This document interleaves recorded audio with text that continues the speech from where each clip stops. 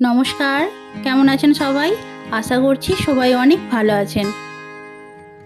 আমি চলে এসেছি আপনাদের কাছে একটি নতুন ভিডিও নিয়ে।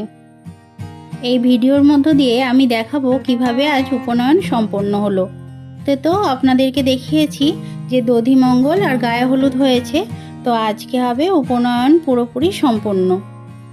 তো যথারীতি গায়ে হলুদ হওয়ার পর এখন তোজোও চলে এসেছে বাড়িতে, আর আমিও চলে এসেছি শাড়িটা একটু চেঞ্জ করে নিতে। যেহেতু সারা দিন পরে থাকতে হবে, তাই ভাবলাম এই শাড়িটাই পরে নিই। 4-5 জায়গায় জল সইতে যাওয়া হয়েছে, তো আজকে ওয়েদারটা এমনিতেই বেশ গরম। দেখুন না এখানে কি সুন্দরভাবে সমস্ত কিছু আয়োজন করা হয়েছে। স্নান করতে যাওয়ার আগে তোজোকে আবৃত্তি ও নান্নিমুখ করে দেওয়া হয়েছে। তারপর গায়ে হলুদ হওয়ার পর আবার একবার স্নান করেছে। এখন পৈতের নিয়ম অনুসারে নেড়া হতে হয় আর কান ফোটাতে হয়। তো নেড়াও হয়ে গেছে আর কান ফোটানো হয়ে গেছে। হয়ে যাওয়ার পর আবার একবার স্নান করতে হয়। তো স্নান করে নিয়ে এমনি সাধারণ কাপড় পরেই এখানে এসেছিল। আরও কিছু পূজা অর্চনার কাজ ছিল, সেগুলো করে নিয়ে এখন যেই পোশাকও পরে আছে সেটা হলো সন্ন্যাসী বেশ। এই সন্ন্যাসী বেশেই পৈতের মন্ত্র দেওয়া হয়। আর এই সন্ন্যাসী বেশের জন্য যেটা প্রধান হলো সেটা হলো তার হাতে থাকবে বেল ডাল, যেটি বেউর কঞ্চি থাকে যার মধ্যে, আর অবশ্যই এই পোশাকটা। তো এরপর যেমনভাবে পৈতে সম্পন্ন হয় বিভিন্ন নিয়ম কানুনের দ্বারা, তো সেটি সম্পন্ন হয়েছে। এখন চলছে ভিক্ষাদানের পর্ব। এই ভিক্ষাদানের ক্ষেত্রে আগে মাতুল ভিক্ষে হয়, তারপর দেয় বাবা, মা, ঠাকুমা, আর তারপর বাকি আরও যারা ভিক্ষা দিতে ইচ্ছুক হন তারা এরপরে ভিক্ষে দেন। আবার তারপরে পড়তে পর আসলে করলে হবে নি। এটা নামা হইছে না দিয়ে দাও। দিয়ে পায়ে হাত দিয়ে প্রণাম করো।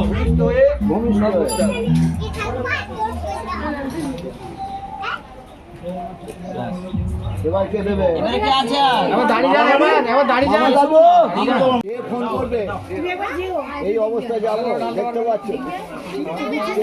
পৈতের সময় অনেকেই নতুন মা হিসেবে ভিক্ষেমা করেন, আবার অনেকের নিজের মাই ভিক্ষে দেন। তো এক্ষেত্রে তোজোর মাসি হয়েছে তোজোর ভিক্ষেমা। যিনি ভিক্ষেমা হবেন তিনি সবার শেষে ভিক্ষে দেন। তিনি ভিক্ষে দেওয়ার পর তারপর ওকে ও যেই ঘরটায় থাকবে সেই ঘরটায় নিয়ে চলে যাওয়া হয়। তো একে একে ওর মা, বাবা সবাই ভিক্ষে দেওয়ার পর আর ধীরে ধীরে ওর মা, আরও যারা ঠাকুমা, পিসি ঠাম্মা, আরও যে কাকিমা জেঠিমারা আছে তারাও কিন্তু ওকে আস্তে আস্তে ভিক্ষে দিয়ে দিচ্ছে। এরপর পৈতের নিয়ম অনুসারে ও পড়বে রাজবেশ। সেই রাজবেশ পরে আরও কিছু নিয়ম নিষ্ঠা থাকে, তো সেগুলো করে নেওয়ার পর আবার পুনরায় সন্ন্যাসী বেশ পরেই এখানে ওকে বসতে হবে। এই যে ভিক্ষে দেয়া হয়, তো এই ভিক্ষে যে যার সামর্থ্য মতো দেন। অনেকে টাকা পয়সা দেন, অনেকে চাল, 5 রকমের ফল, যদি কেউ সোনা দানা দিতে চায় সোনা দানা, অর্থাৎ যে যার সামর্থ্য মতো এই ভিক্ষে দেন। এখন যাকে আপনারা দেখতে পাচ্ছেন ইনি হলেন ওর মাসি, অর্থাৎ ওর মায়ের বোন, আর ইনি হচ্ছেন ওর এখন ভিক্ষেমা। তো সবার ভিক্ষে দেওয়া হয়ে গেছে আজকের দিনের মতো। তো আজকের দিনে এবার শেষে ভিক্ষে দিচ্ছে ওর ভিক্ষেমা। ভিক্ষে পর্ব শেষ হয়ে গেছে, এবার পড়ানো হবে ওকে রাজবেশ। ওর বয়স তো খুব একটা বেশি নয়, 11 বছর বয়সে ওকে পৈতে দিয়ে দেওয়া হচ্ছে। সাধারণত 9 বছর, 11 বছর আর 13 বছর বয়সে দেওয়া হয়। আর না হলে এর থেকে বেশি হয়ে গেলে শুনেছি যদি 15 বছর ওভার হয়ে যায় তো তারপর নাকি প্রায়শ্চিত্ত করতে হয়। সেই জন্য সবাই চেষ্টা করে এই 11 আর 13-র মধ্যেই দিয়ে দেওয়ার। ওর যেহেতু 11 বছর বয়স, তাই এখানেই ওর ড্রেসটা চেঞ্জ করিয়ে ওকে রাজবেশ পরিয়ে দেওয়া হচ্ছে। নয়তো বা বাড়ির মধ্যে নিয়ে গিয়ে তারপর রাজবেশটা পরানো হয়। বাইরে দেখুন না এত বাজনা বাজছে, বেচারা নাচতে এত মন চাইছে, সে কি করবে, ওই জন্য রাজবেশ পরেই দেখলাম একবার নেচে নিল। আসলে বয়সটা তো একবারেই কম, তাই মনকে আর ও কথা শোনাতে পারছে না। যাই হোক, ও এরই মাঝে একটু নেচে নিল, আর সেটা দেখে বেশ আমাদের সবার ভালোও লাগলো।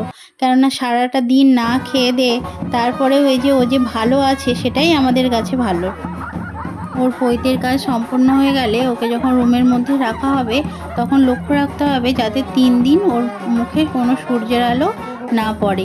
অর্থাৎ ও যেন সূর্যের আলো না দেখে 3 দিন, আর জাতিতে শূদ্রদের মুখ যাতে না দেখে।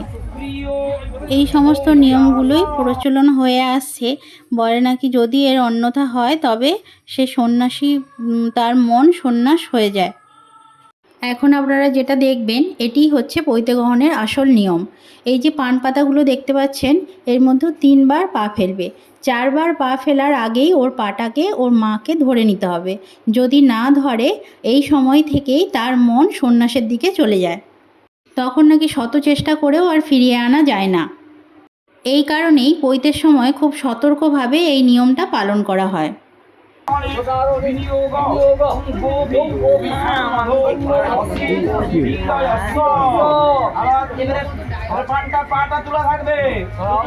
এইটাই হলো বেল।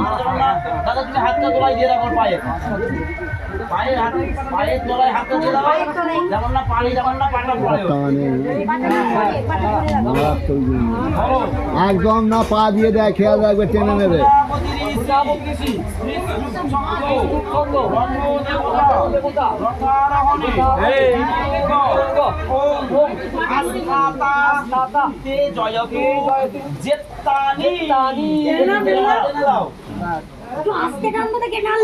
তো এবার পৈতেটি সম্পূর্ণ হলো, আর এই যে মুখে চাপা দিয়ে ওর বাবা ওকে এবার যেই রুমটায় থাকবে সেখানে নিয়ে যাচ্ছে। আর আমিও এই ব্লগটি এখানে শেষ করছি। আবার দেখা হবে পরের একটি ব্লগে। ততদিন আপনারা সবাই সুস্থ থাকবেন, ভালো থাকবেন। নমস্কার।